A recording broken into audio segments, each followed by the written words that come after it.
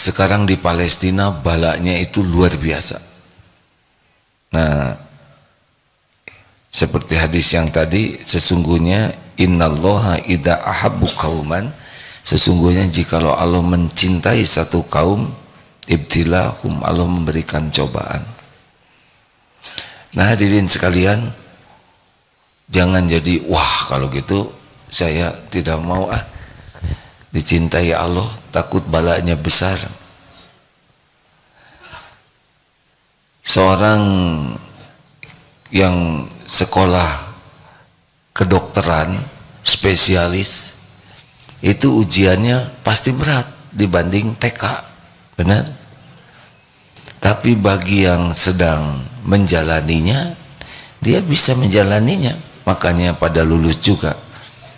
Berat itu menurut TK, tapi menurut yang sedang menjalani ini sudah dosisnya. Yang paling berat menghadapi cobaan hidup adalah Rasulullah Sallallahu Alaihi Wasallam.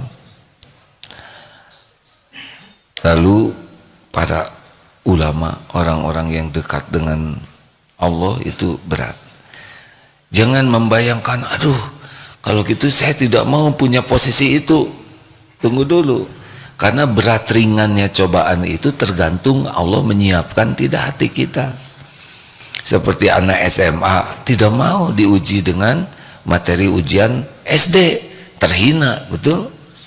Ada mau lulus sarjana ujiannya PAUD,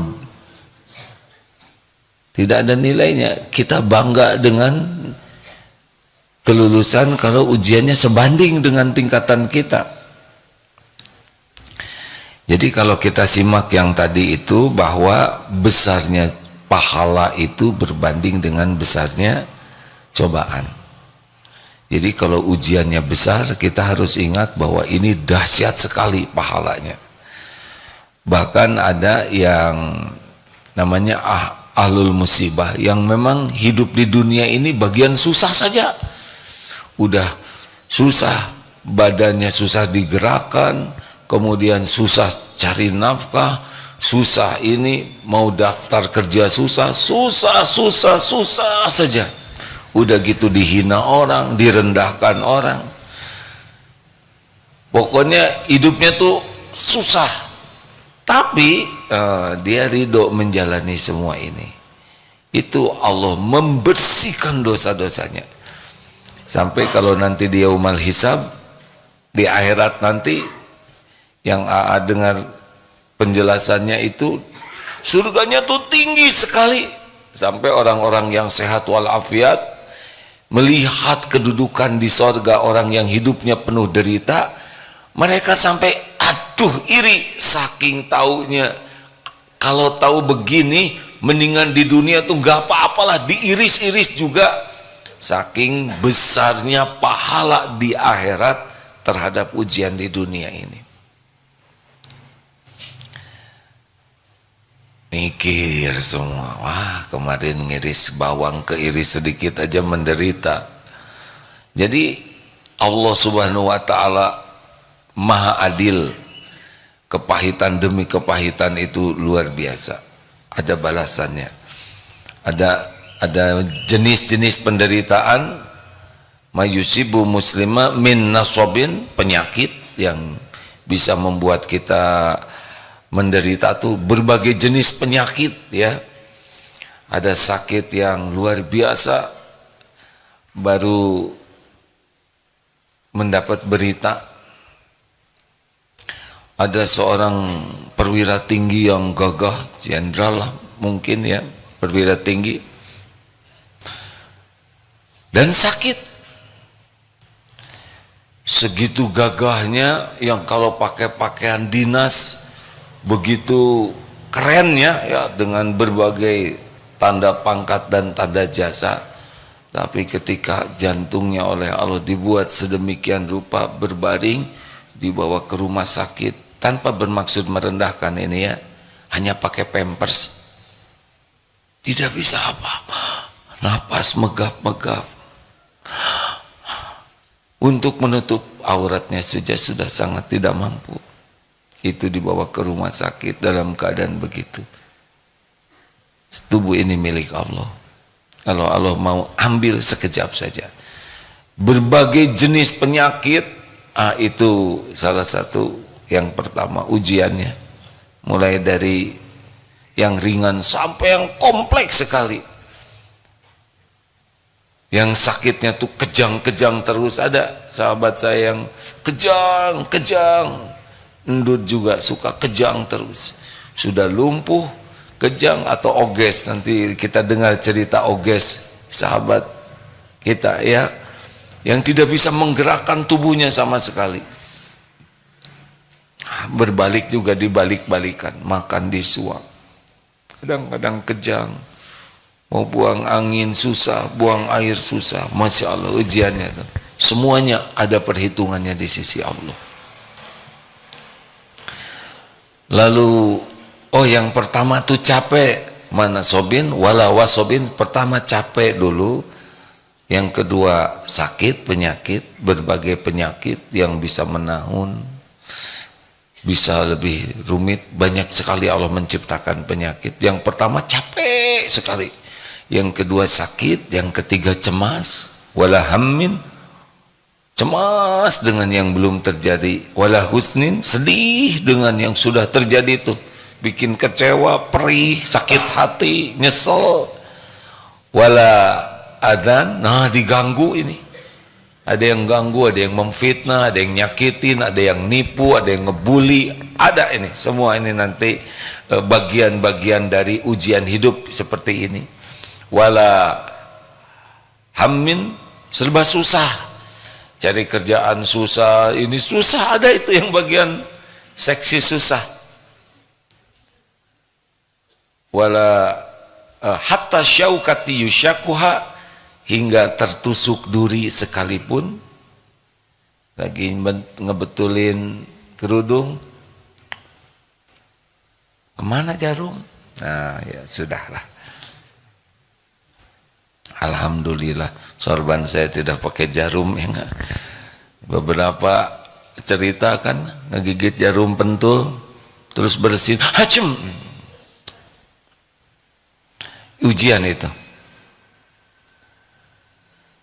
Illa kafarallahu biha min khotoya, kecuali Allah menghapuskan kesalahan-kesalahannya. Makin berat. Ini di Palestina ini ada yang habis satu keluarga. Ini pasti berat ya. Suami meninggal, anak semuanya meninggal, rumah hancur, makanan tidak ada. Allah tahu tidak keadaan ini? Tahu. Pasti tahu. Karena terjadinya juga dengan izin Allah. Nah, bagaimana kita menghadapi semua ini? Nah, ini kuncinya. Bagaimana supaya kita ridho kepada episode yang kita jalani? Satu, kita harus hakul yakin bahwa kita ini milik Allah. Innalillah, sesungguhnya kita ini milik Allah. Jadi kita ini bukan milik kita. Ada pemilik kita, siapa? Allah. Jangan merasa tubuh ini, diri ini milik kita. Ini ada pemiliknya, Allah Subhanahu wa ta'ala. Yang kedua, pemilik kita ini Allah Subhanahu wa ta'ala itu Al-Muhsin. Allah yang maha baik, yang tidak pernah berbuat buruk sekalipun setitik pun. Subhanallah, maha suci Allah dari segala perbuatan yang tidak baik, yang salah, yang jelek, yang kurang. Semuanya sempurna, maha baik dengan kebaikan yang tidak terbayangkan oleh kita. Kita membayangkan sempurna. Nah, kemahasempurnaan Allah itu dalam kebaikan di atas apapun yang terbayang oleh kita. Bisa dipahami hadirin, kalau kita membayangkan Allah maha sempurna baiknya, maka kenyataannya tidak terbayangkan oleh Allah maha baiknya Allah itu. Tidak ada setitik pun atau sekian dari titik perbuatan Allah yang tidak baik. Walaupun tidak cocok menurut keinginan kita, pasti ada kebaikan di sana. Wa asa an takrahu syai'a wa huwa khairul lakum. Boleh jadi engkau tidak suka padahal baik menurut Allah bagimu. Wallahu ya'lamu wa antum la ta'lamun. Allah Maha tahu, kalian tidak tahu. Makanya jangan sok tahu. Coba digigit anjing baik atau buruk? Digigit anjing baik atau buruk? Jangan sok tahu hadirin. Ada yang minta jodoh kepala klinik tersebut. Sesuka saya hadirin ceritanya enggak. Biasanya sesama pasien enggak. Ya Allah takdirkan ketemu dengan jodohnya justru sesudah digigit anjing, diomprame, ketemu dengan yang merawat. Ternyata itu jodohnya. Jadi digigit anjing itu bagian dari terkabulnya doa untuk beliau. Ini yang belum punya jodoh tidak perlu mana anjingnya, jangan, karena tiap orang episodenya beda-beda. Bapak juga yang udah nikah kalau digigit anjing jangan langsung syukuran. Ibu terima takdir ini ya Bu ya. Ada coupling takdir masing-masing. Makanya kalau lihat anjing tuh langsung ingat, nah, benar ini langsung ingat istri lagi, jangan. Allah lah yang mengatur segala-galanya.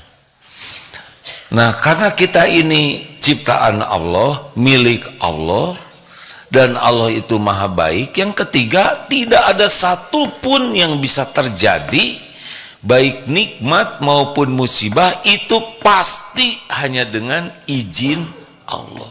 Tidak ada yang kita lihat, kita dengar, kita rasakan, semuanya baik dalam bentuk nikmat ataupun musibah hanya bisa terjadi biiznillah.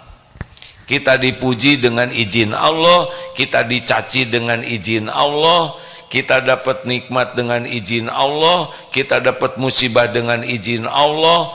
Ada yang memberi, ada yang melukai, semuanya biiznillah. Tanpa izin Allah tidak ada yang terjadi.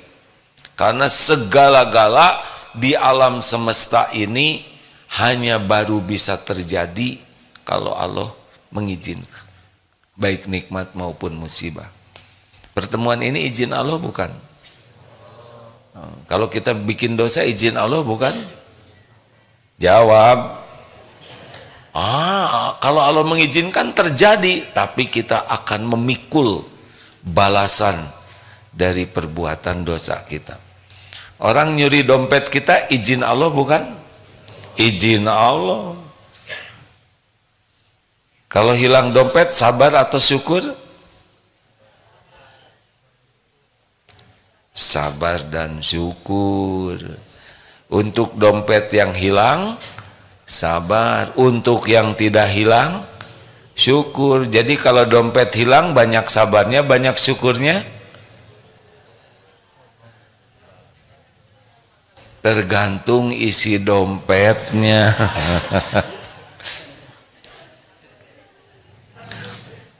Ini karena ada tamu baru jadi punya sasaran. Ibu, kalau sakit gigi sabar atau syukur? Tadi udah ada ilmunya. Sabar dan syukur. Untuk gigi yang sakit sabar, yang tidak sakit, banyak mana gigi yang sakit dengan yang tidak sakit? Banyak yang sakitnya. Yang tidak sakit, yang sakit paling satu ya. Karena Allah udah tahu satu aja paten. Si ibu ketawanya bahagia. Iya, satu aja udah mantep sakit gigi itu ya. Gimana kalau 6?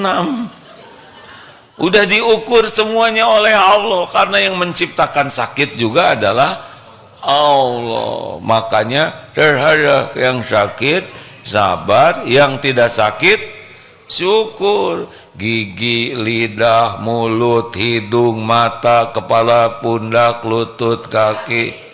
Aduh, ibu dari mana sih, pengajian mana apal gini-ginian? Alhamdulillah. Oh, dari Magelang ya. Alhamdulillah. Capek Bu? Sabar atau syukur? Dari Magelang ke sini sabar atau syukur? Banyak sabarnya, banyak syukurnya. Oh, syukur udah nyampe ya kan? Alhamdulillah, masih hidup kan? Alhamdulillah. Jadi aslinya kalau kena musibah tidak cukup kita hanya lihat yang tidak cocoknya, tapi lihat nikmat lainnya dari Allah. Jadi semua yang terjadi ini izin Allah. Jadi kalau kita diberikan nikmat, itu ujian. Kita dipuji misalkan dengan izin Allah. Allah menggerakkan orang memuji kita dan Allah mau menilai bagaimana hati kita. Jadi ujub, jadi ria, jadi merasa ini punya saya, jerih payah saya, perjuangan saya. Ibu hebat. Memang saya sih gagal, tidak bahagia pasti. Lalu nanti didatangkan yang mencaci, yang menghina, sama izin Allah juga. Nah, kalau orang mau ridho, kita harus yakin di balik apapun yang terjadi, itu terjadi dengan izin Allah. Mau diapakan saja diri kita, terima. Rasulullah SAW ada waktunya dipuji, ada waktunya dihina-hina, dicaci maki, ada waktunya dihormati, ada waktunya dilempari itu oleh anak-anak batu di Taif sampai berdarah. Tapi beliau ridho menjalani semua episode ini karena pasti ini terjadi dengan izin Allah dan pasti ini ada kebaikan. Tidak ada yang Allah berikan selain kebaikan. Jelas hadirin, ini perlu dilatih ini. Tidak sesederhana dengar ceramah ini. Kita akan mengarungi berbagai kejadian. Udah ngapling mau sholat, terus mules, turun ke bawah, pas naik lagi kapling dipakai orang. Dendam kesumat, langsung diseruduk ibu-ibunya. Bayangkan sama-sama di masjid, sama-sama lagi majelis taklim, sama-sama cari ridho Allah. Masa harus emosi? Jauh dengan di Palestina lawan musuh yang nyata. Ini dengan saudara sendiri biiznillah. Oh, ada orang yang ngedudukin sajadah saya. Izin Allah bukan? Seruduk jangan? Tergantung. Duduk di sana, ya sudah. Kelihatan ibu-ibunya sudah sepuh, kelihatan kurang paham. Kita tinggal mengalah. Ini ladang pahala. Amalan yang paling dicintai Allah diantaranya adalah memasukkan kebahagiaan ke hati orang lain. Jarang-jarang kita mau mengalah. Ini sekarang udah kalah betulan ya kan? Silakan. Mungkin lama-lama si ibu itu ngelirik, ini sajadah ibu ya? Ya nggak apa-apa bu, yang nyaman aja, yang nyaman. Kira-kira Allah suka tidak? Pahalanya besaran mana? Kita jumeneng di sana atau kita mengalah untuk yang lain yang lebih sepuhan? Aduh, itu dia dapat pahala. Ridho hadirin dengan takdir. Sakit gigi bagaimana? Ridho. Astagfirullah ya Rabb, selama ini saya jarang ingat gigi, sekarang ingat. Pas lagi nyengir, alhamdulillah gigi saya lengkap atau ukurannya sama. Ya gimana kalau makin lama makin besar? Kita kan makin tua berhenti giginya. Ya kan gimana kau ngegayain terus? Alhamdulillah, untung giginya itu ada di atas gusi, gusinya lembek, giginya keras. Coba kalau terbalik, kan gimana? Kalau gigi dulu baru gusi, susah makan dagingnya ya bu ya. Jadi gunyal-ganyal dan kurang bagus lagi wajah kitanya. Masya Allah. semua adalah ujian. Walanablukum bisyarri wal khair. Allah menguji kita dengan keburukan dan kebaikan, yang cocok dan yang tidak cocok. Nah begitu. Ini menjelang nikah nih, sudah undangan disebar, sudah siap hari haknya, tinggal 1 hari lagi, ada 2 pasang. Ini mau menikah, ini mau menikah, 2 pasang. Tiba-tiba kejadiannya sama, dua-duanya dibatalkan menikah. Ada yang sujud syukur, ada yang membentur-benturkan kepalanya ke tembok, histeris, ada yang bapaknya marah-marah, ini penghinaan, ini harus disomasi. Wah, ada yang sujud syukur keluarga ini. Kenapa? Tergantung. Kalau yang yakin semua kejadian terjadi dengan izin Allah, surat At-Taghabun ayat 11, ma asaba min musibatin illa biiznillah wa may yu'min billah yahdi qalbah wallahu bikulli syai'in alim. Tidak ada satupun musibah yang menimpa kecuali dengan izin Allah. Barang siapa yang beriman kepada Allah, Allah memberi petunjuk di hatinya, dan Allah Maha mengetahui segala sesuatu. Ya Rabb, kami sudah istiqoroh. Kalau ini baik, semoga Engkau takdirkan terjadi. Kalau tidak baik, semoga tidak terjadi. Ya sudah. Kenapa ya Allah tidak membatalkan dari kemarin-kemarin? Ini udah disebar undangan, baru batal. Ya ini pasti yang terbaik. Ujiannya lebih mantap dibanding sebelumnya, benar? Tapi saya malu. Apa yang malu? Tinggal sampaikan saja. Maaf, qadarullah, acara hari Ahad tidak jadi. Semoga niat baik Bapak Ibu datang ke undangan sudah dicatatkan jadi amal soleh. Mohon doa, semoga apa yang terjadi ini menjadi hikmah yang baik bagi kita semua. Selesai. Tapi gimana itu sudah bayar undangan, udah rezeki percetakan. Bagaimana itu kita sudah keluar uang, uangnya juga milik Allah. Kalau Allah mau ngasih rezeki ke hambanya lewat kita, ya pasti keluar. Tidak usah kecewa, kita sudah jadi jalan rezeki bagi orang lain. Tapi uangnya sekarang jadi tinggal sedikit, nggak apa-apa. Sekarang sedikit, tapi besok bagaimana? Besok ada lagi rezekinya. Memangnya Allah hanya ingat ke kita hari ini? Besok ada lagi rezeki kita.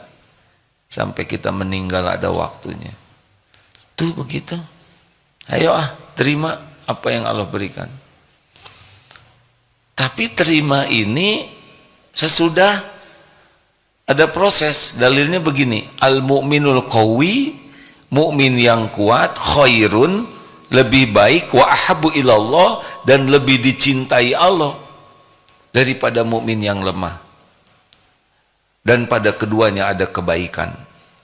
Jadi makin kuat iman tuh makin baik dalam segala hal dan makin dicintai Allah dibanding mukmin yang lemah. Tapi dua-duanya karena udah beriman jadi baik.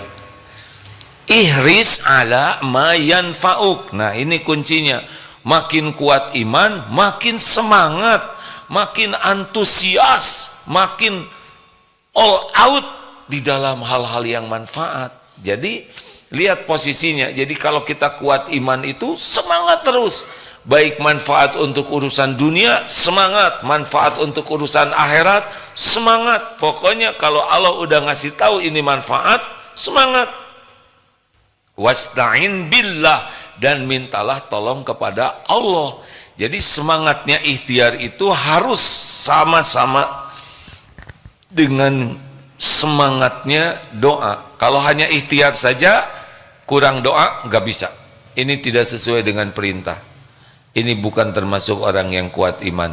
Terus doa terus tapi tidak semangat ikhtiar. Nah ini juga tidak pas. Karena Rasulullah SAW sempurna, baik dalam urusan ikhtiar zohir dan juga batin doanya. Wala ta'jaz, dan janganlah kamu lemah. Jadi tidak boleh kita lemah, semangat terus.